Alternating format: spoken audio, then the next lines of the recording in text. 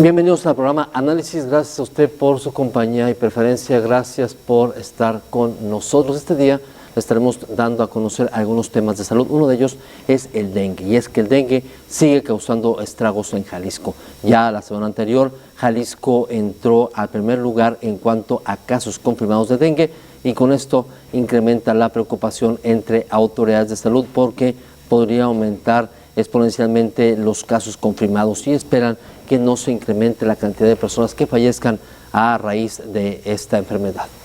En la semana 26 al corte del 29 de junio se reportaron 4.600 casos confirmados de dengue en México. El 61% de los casos confirmados de dengue corresponden a Jalisco, Veracruz, Michoacán, Tabasco y San Luis Potosí. Jalisco está en primer lugar de casos confirmados de dengue con 886, Veracruz segundo lugar con 875 casos y Michoacán con 401 casos. En Jalisco, los casos detectados son de dengue no grave 732, de dengue con signos de alerta 106, de dengue con signos de alerta y dengue grave 154 casos. Ya se tiene una defunción en Jalisco a causa del dengue. En total, son 886 casos de dengue registrados hasta el 29 de junio.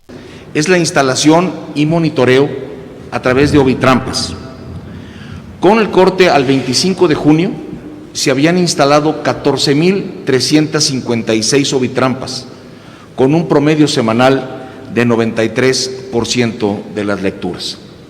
En cuanto al rociado intradomiciliario, que es una de las áreas importantes del manejo y tratamiento de esta enfermedad, se han visitado 77.337 casas. De ellas, 58.704 fueron trabajadas. 10.169 desgraciadamente las encontraron cerradas. 5.750 no permitieron el acceso a los brigadistas y 2.714 se encontraban deshabitadas. Es decir, hemos aumentado la cantidad de casas trabajadas y agradecemos a la población el que nos permita entrar a sus hogares y poder hacer esta acción tan importante en el manejo de esta enfermedad llamada dengue. El control larvario es una parte fundamental para el desarrollo de mosquitos. Si nosotros podemos contener las larvas, evitaremos el crecimiento de mosquitos.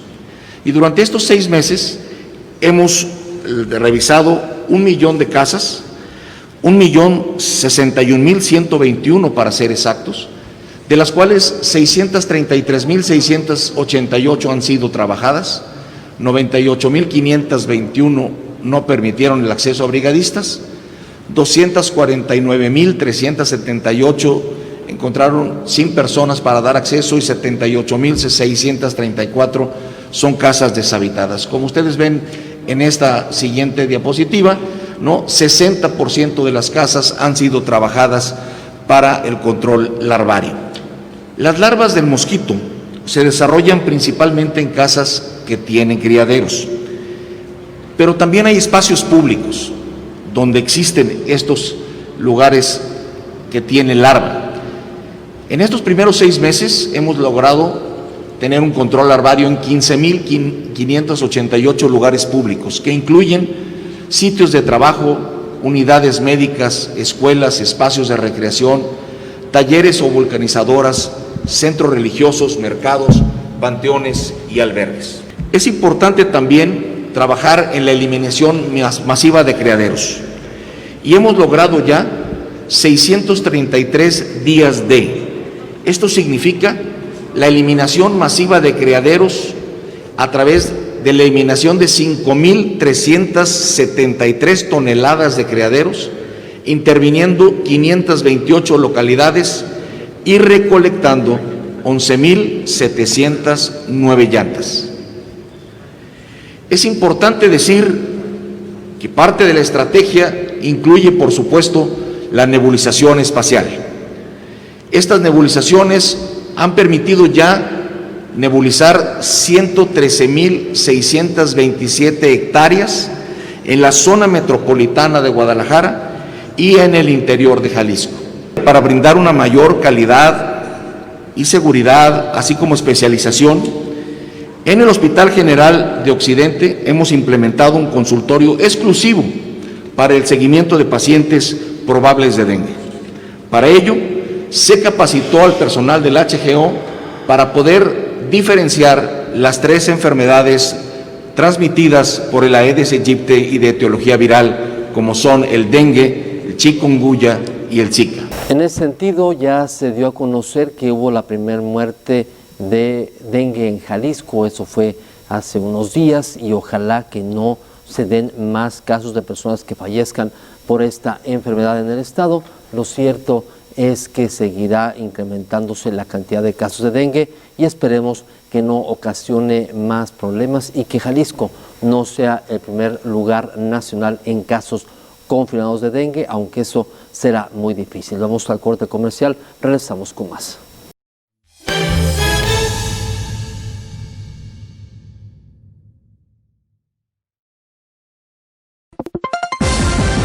El mundo cambia a diario y es muy importante reportar el qué, cómo, cuándo, dónde y por qué. Y a donde sea que voltees, siempre hay una noticia nueva. CNT, Cable Noticias Tepa. EICO de Los Altos te ofrece avanzados sistemas de vigilancia de la mejor calidad, los cuales tienen la capacidad de grabar y vigilar en tiempo real tu hogar o negocio desde cualquier dispositivo móvil o fijo, sin importar tu ubicación. Habla al teléfono en pantalla y te resolvemos tus dudas.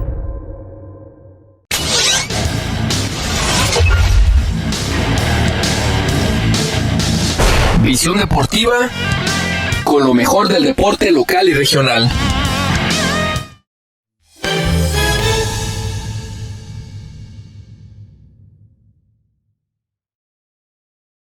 Y continuamos aquí en el programa Análisis. Vamos ahora a hablar acerca de el COVID y también cuáles son las enfermedades relacionadas con esta pandemia que sigue causando estragos graves en la población. Una situación en la cual debemos todos tomar en cuenta para poder cuidarnos a tiempo. Vea usted.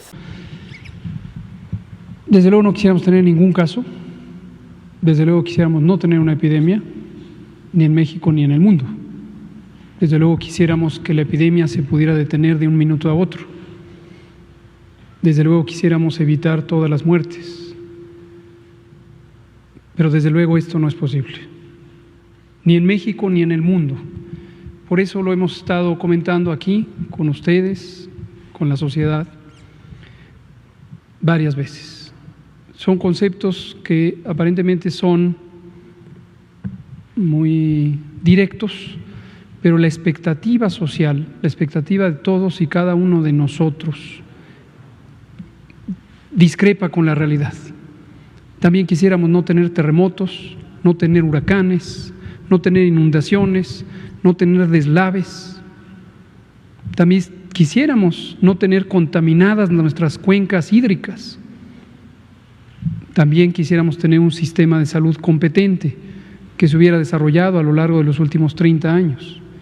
También quisiéramos no tener una epidemia enorme de enfermedades crónicas, obesidad y sobrepeso, 3/4 partes de la población mexicana.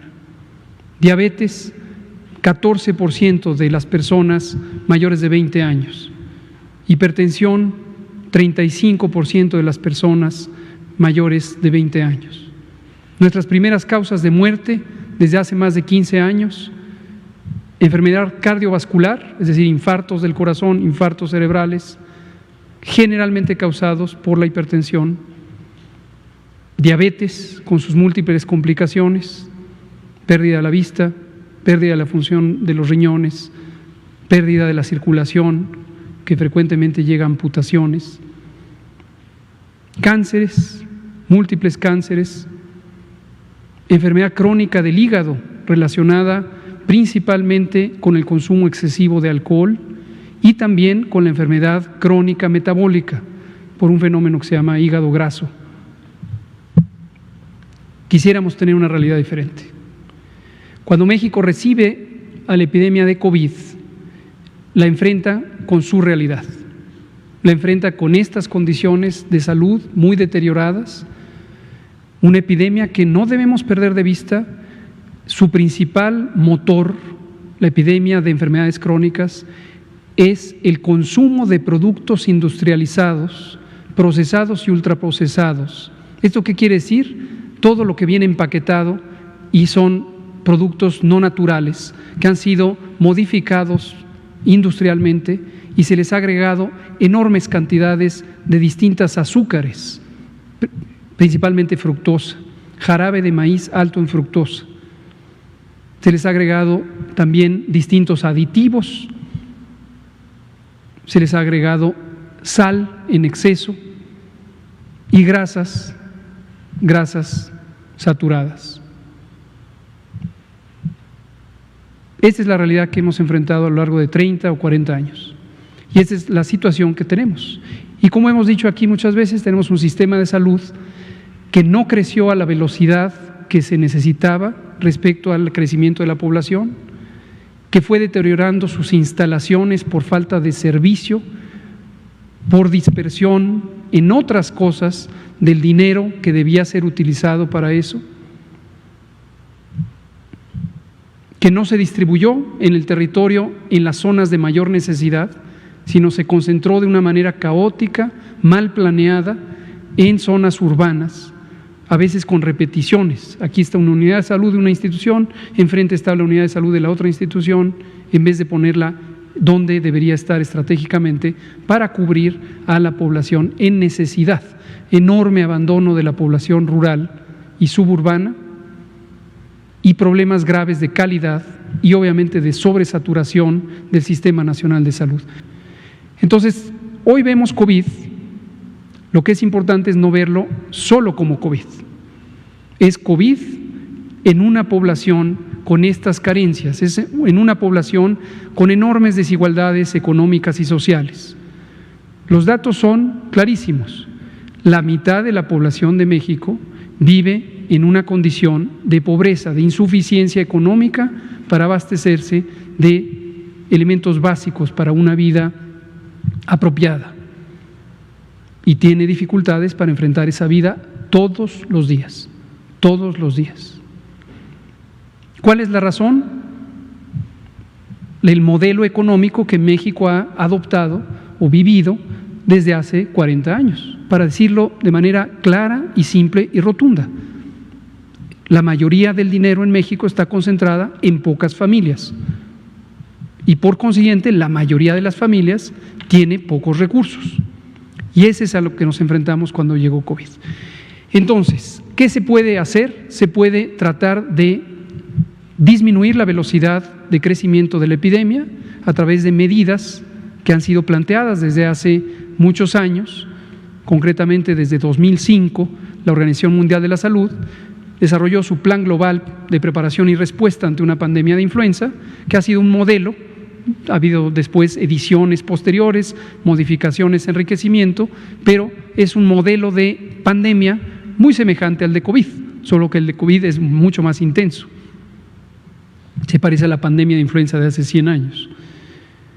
Pero este modelo de respuesta, de preparación y respuesta, considera acciones como la mitigación comunitaria, una intervención en donde en forma masiva, por una disposición gubernamental, se logra que las personas se queden en casa, es lo que hemos venido diciendo desde hace meses, y eso lleva a que la cantidad de contagios por día sea menor. ¿Se puede lograr que la cantidad absoluta de contagios que enfrentaremos sea menor? Desafortunadamente no. Es muy poco lo que realmente se puede lograr de suspender una epidemia como esta, a menos que se pague un costo elevadísimo, no en términos de gasto público, sino de gasto social, a menos que se cierre totalmente el país, se paralice y entonces se logre que los últimos contagios empiecen a ocurrir en forma natural, se detecten, se aíslen y se paralice. ¿Cuánto tiempo se necesitaría para paralizar a la sociedad? Semanas.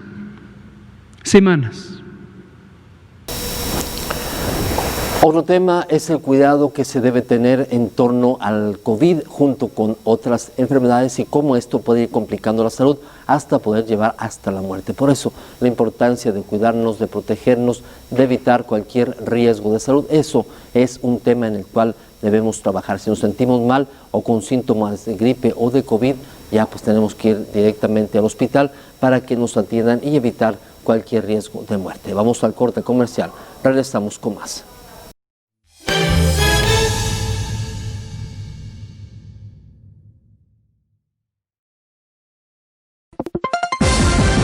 El mundo cambia a diario y es muy importante reportar el qué, cómo, cuándo, dónde y por qué. Y a donde sea que voltees, siempre hay una noticia nueva. CNT, Cable Noticias Tepa. EICO de Los Altos te ofrece avanzados sistemas de vigilancia de la mejor calidad, los cuales tienen la capacidad de grabar y vigilar en tiempo real tu hogar o negocio desde cualquier dispositivo móvil o fijo, sin importar tu ubicación. Habla al teléfono en pantalla y te resolvemos tus dudas.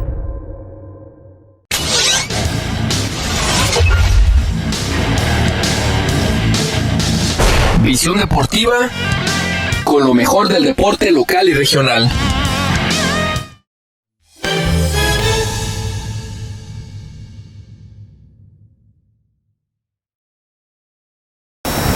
Y continuamos aquí en el programa Análisis. Vamos ahora a continuar hablando cuáles son los síntomas que debemos tomar en cuenta para poder acudir rápidamente al hospital. Vemos personas que nos da una enfermedad X y en lugar de ir con el doctor, pedimos que nos asesoren o que nos den alguna recomendación y de ahí partimos para lograr, tratar de cuidarnos. Eso es uno de los temas en el cual vamos a presentarle enseguida. Que consiste en que las personas que están enfermas de COVID acudan a atención médica más pronto. ¿Por qué acudir más pronto? Porque COVID, enfermedad infecciosa, puede causar una forma grave por daño a los pulmones. Principalmente, COVID, ciertamente el virus que causa COVID puede dañar otros órganos, pero primariamente daña al aparato respiratorio. Está todo un espectro de la enfermedad, desde la enfermedad leve, que se presenta con fiebre, tos, dolor de cabeza, dolor de garganta y otros síntomas, pero no pasa de eso, dura 15 días, se recupera espontáneamente. Hay personas que tienen un poco más de síntomas o los síntomas son un poco más intensos o debilitantes y finalmente hay personas que están seriamente enfermas. Y en general, como hemos dicho, pero no pierdo la oportunidad de recordarlo, son las personas mayores de 60 años o bien que tienen enfermedades crónicas, diabetes, hipertensión, obesidad y sobrepeso, que fuman. El tabaquismo en sí mismo es una enfermedad y el tabaco es invariablemente dañino a la salud, es un producto muy nocivo para la salud en cualquiera de las formas de exposición, en combustión, fumado o vapeado o cualquier modalidad. Estas son las principales enfermedades crónicas que pueden aumentar el riesgo de complicaciones. ¿En qué consisten estas complicaciones?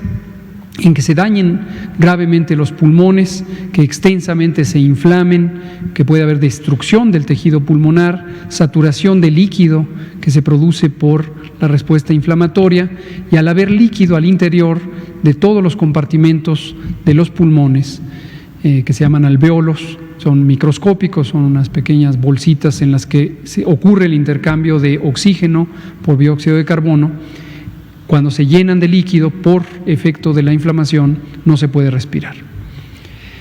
Hace aproximadamente 2 meses y medio empezó a ser más consistente la evidencia científica que identifica que las personas que tienen la forma grave de COVID, si llegan más temprano a los hospitales, tienen la posibilidad de ser atendidas con otras modalidades. Dejo en claro no de tratamientos. Desafortunadamente no hay medicamentos específicos que hayan demostrado ser suficientemente útiles para disminuir la intensidad de COVID, pero ciertamente sí, uno de los elementos que causa el daño a distintos órganos es la falta de oxigenación durante un periodo largo. En el momento en que se empiezan a dañar los pulmones, empieza a perderse la capacidad de oxigenar la sangre y de oxigenar, por consiguiente, los órganos, todos los órganos, los riñones, el hígado, el corazón, el cerebro, todos los órganos. Este periodo puede durar algunos días, 1, 2, 3, 5 días. Una persona puede estar ya con un daño importante de los pulmones y no percatarse, porque no siente la dificultad para respirar. Pero la falta de oxigenación, que empieza primero con una reducción relativamente pequeña del porcentaje de oxigenación, el porcentaje de saturación de oxígeno en la sangre, empieza a dañar a los órganos por falta de oxigenación. Entonces, conforme pasan los días, la oxigenación es cada vez menor y el daño a los distintos órganos es cada vez mayor. Si las personas acuden más tempranamente a los hospitales, pueden tener, entre otros cuidados, una mascarilla de oxígeno que, sin que sea el respirador o ventilador mecánico, como se conoce técnicamente, le proporcione oxígeno y, a pesar de que los pulmones persisten inflamados, le ayuda a lograr una mayor saturación de oxígeno en la sangre. La sangre normalmente debe tener una saturación de oxígeno mayor al 95%. Esto suele ser menor en zonas de altitud elevada, como la Ciudad de México, que está a 2.240 metros sobre el nivel del mar, y en cambio al nivel del mar debe ser aún más alta, 98%, por ejemplo. Raramente una persona tiene 100% de oxigenación o de porcentaje de saturación de oxígeno. Entonces, este tiempo es crítico. ¿Cómo lograr que las personas enfermas de COVID lleguen más tempranamente? Una manera es comunicarlo. Aquí lo hemos dicho muchas veces. Por favor, no se espere. Si usted tiene enfermedades crónicas, tiene mayor de 60 años, es mayor de 60 años, o incluso si tiene familiares con diabetes o hipertensión, considérese de alto riesgo de complicaciones si es que presenta los síntomas de COVID: fiebre, tos, dolor de garganta, dolor de cabeza. Y vaya al hospital para que se detecte más oportunamente si tiene un daño importante en los pulmones, cómo está oxigenando su sangre, que se le hidrate. La hidratación es importantísima, importantísima, la hidratación. Hidratación, 2 o 3 litros de agua al día.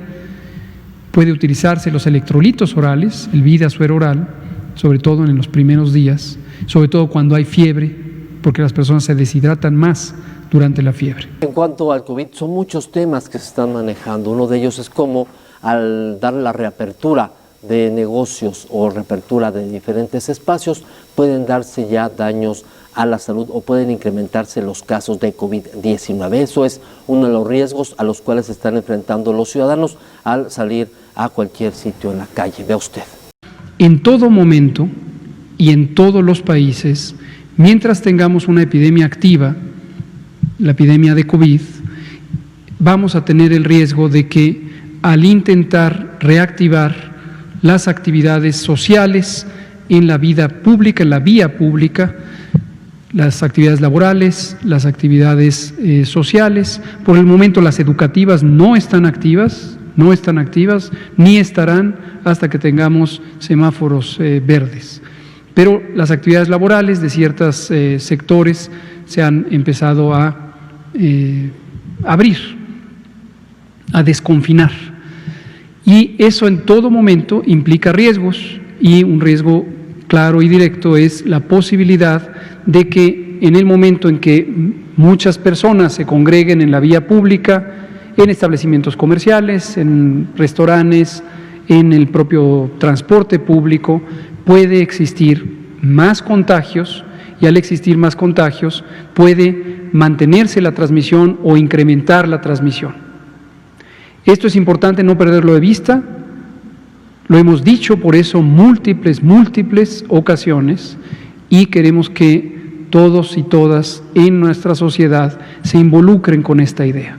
Y se involucren con esta idea para poder tener un desconfinamiento ordenado, atendiendo los significados del semáforo, el máximo riesgo en color rojo, riesgo muy alto en color naranja, riesgo alto en color amarillo y riesgo menor en color verde. Nótese que no existe cero riesgo. Mientras este virus esté presente en forma de contagios en el mundo, el riesgo existe. Y hemos dicho, lo volvemos a decir, que durante varios años, posiblemente 2 o 3, pudiera este virus estar regresando a cada uno de los países, llegando a etapas de control y después saliendo.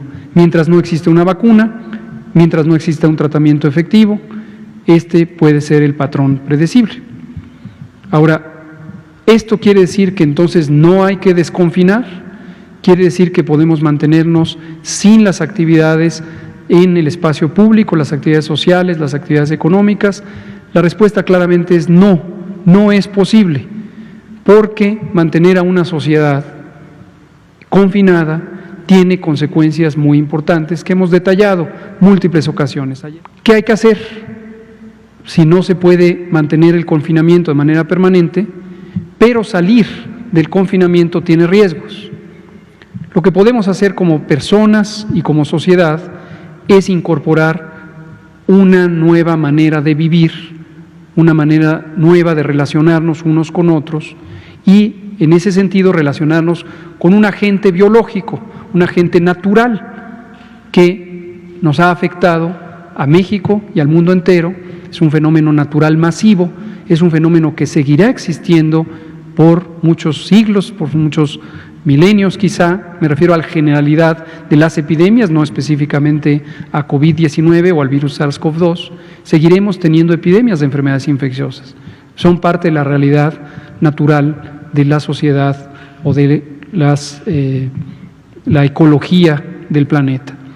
Entonces, estas nuevas actitudes, estos nuevos comportamientos implican cambios relativamente simples, pero que deben hacerse con conciencia plena del riesgo.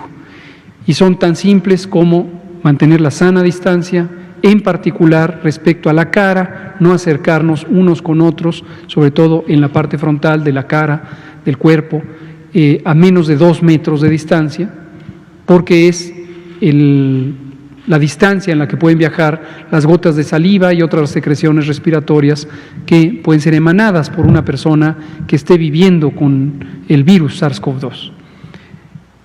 Lavarnos las manos continuamente, 10, 12, 15 veces al día, con agua y jabón preferentemente, si este no está disponible, con alcohol gel o alcohol en solución al 70%, y también proteger nuestro estornudo con el brazo o con un pañuelo desechable, no con las manos. Aún así, si estornudamos sobre las manos, hay que lavarnos inmediatamente las mismas.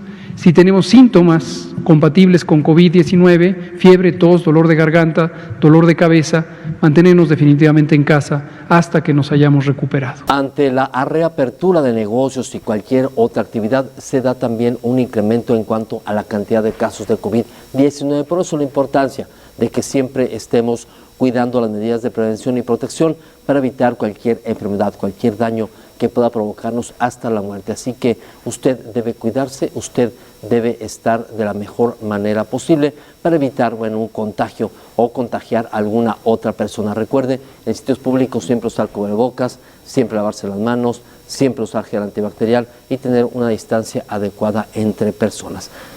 Le agradecemos por ser parte del programa Análisis. Gracias, cuídese mucho, hasta pronto.